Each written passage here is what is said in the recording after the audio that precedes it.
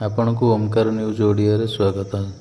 चलतु video start करिए। आजिर साधुवाणी प्राण प्रतिष्ठा दिन रामलाला को घरे किपरि करिवे पूजा जानतु नियम। सोमवार अर्थात 22 जनवरी दिन रामलाला अयोध्या रे तैयारी होइथिबा भव्य राम मंदिर रे विराजमान हेबे। एही अवसर रे समस्त अयोध्या को जाई आयोजन रे शामिल हेबा संभवपर नुहे। एही समय रे आपण घरे रामलाला को पूजा किपरि करिवे। प्रत्येक रामभक्त घरे पूजा करने आवश्यक। तेणु आसंतु जानिबा प्रभु राम को किपरि पूजा करिवे एवं एहार नियम। रामलाला को घरे पूजा करिवार नियम। रामलाला को घरे पूजा करिवार नियम।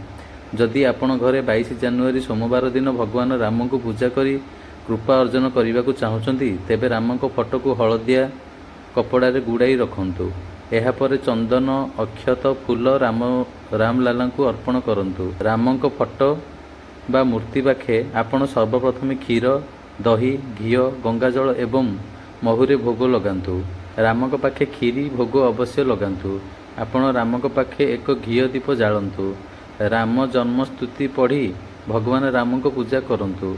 एहापर प्रभु रामकर आरती करंतु। प्राण प्रतिष्ठा दिन आपण तुलसी रे 108 विशिष्ट माला को अभिजिति मुहूर्त रे सीताराम को नाम 11 थर जप करंतु। प्रकृत रे राम को जन्म अभिजित मुहूर्त रे होइथिला।